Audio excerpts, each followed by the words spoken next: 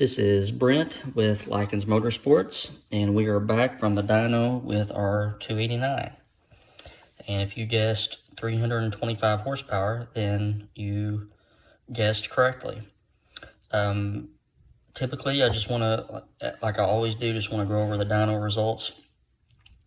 Our oil temperature stayed right in line. I think we were starting to get a bad ground on our sending unit because we were kind of going up and down a little bit, but we didn't gain any oil temperature through the pool. We were pulling water off of the cooling tower, so this is invalid data. I've been doing that a lot recently. It's easier just to read it off the tower, and we were running at about 170 degrees water temperature on the dyno. Oil pressure went up nice and steady, and air-fuel ratios are right around the 12.5 and 13 mark without an air cleaner on it, so it will richen up a little bit with an air cleaner on it. 314 pound-feet of torque at the peak, down around 3,000 RPM, and a very flat torque curve all the way up, and getting over to our 325 peak horsepower. So I was reading through the comments. I want to thank everybody for the comments that they were making. We had, the last time I checked earlier this morning, we had 1,700 views of yesterday evening's dyno, or yesterday evening's video. And I was reading through the results, and I know that at first I forgot to mention the compression ratio and some of the cam specs, and I did put that into a pinned comment. I don't know if you all were able to see that or not, but the cam was nothing wild. Just 229, 237 at 50 thousandths, which is kind of right in line for a spicier street engine with factory heads. The lobe separation was a 113, which is what it took to hit the overlap number that I wanted.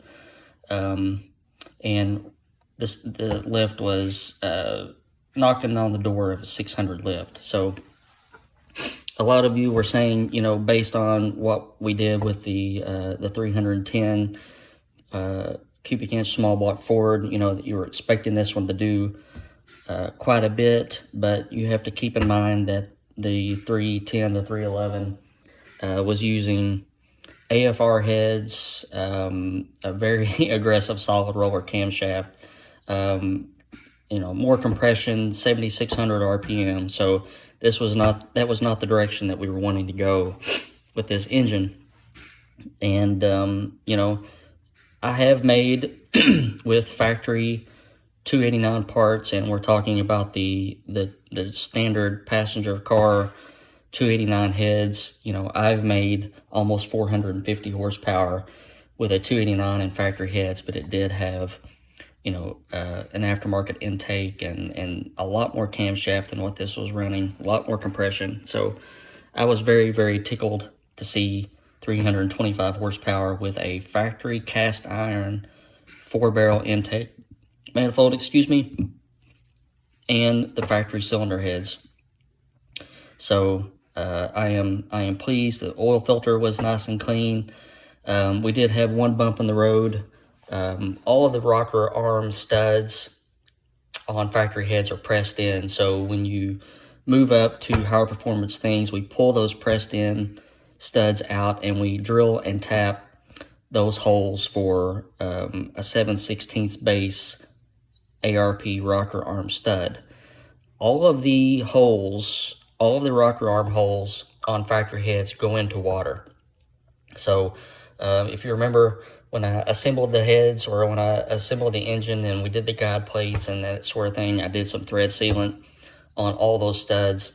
Well, we did have a couple of studs that were leaking water, and I take the valve covers off during a dyno session just to see how everything was doing. We did see a couple of rocker arm studs that were trickling, and it was putting water in the top of the head. So we stopped at that point, drained all the water out of the engine.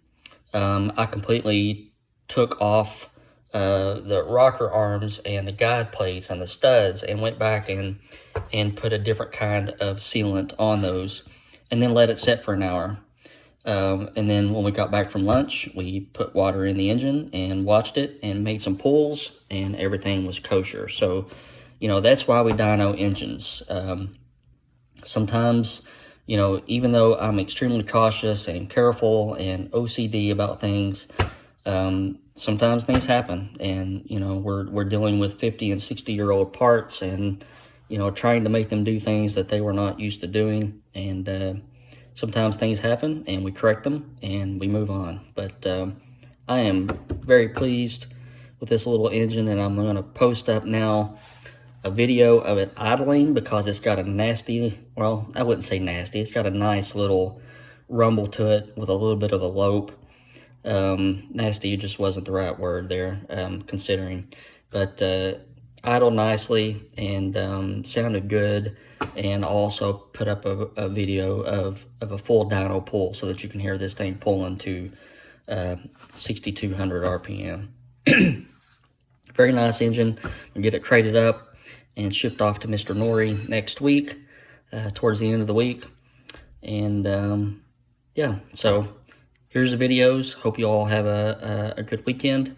And I may have some 302 tunnel port stuff coming on tomorrow. Promised the wife we would take a little trip, but we'll see if I have some engine time for tomorrow. You all have a wonderful weekend. I'll see you later. One added note that I wanted to include on this was it liked 32 degrees of timing the best. So we tried 36 and read the spark plug, and the spark plug said it wanted less timing. So we pulled some timing out, went down to 32, and the torque really picked up. So it liked that, and it also liked the tapered phenolic spacer over the open spacer. So there was a several horsepower difference in between there. Just thought I'd throw that in there.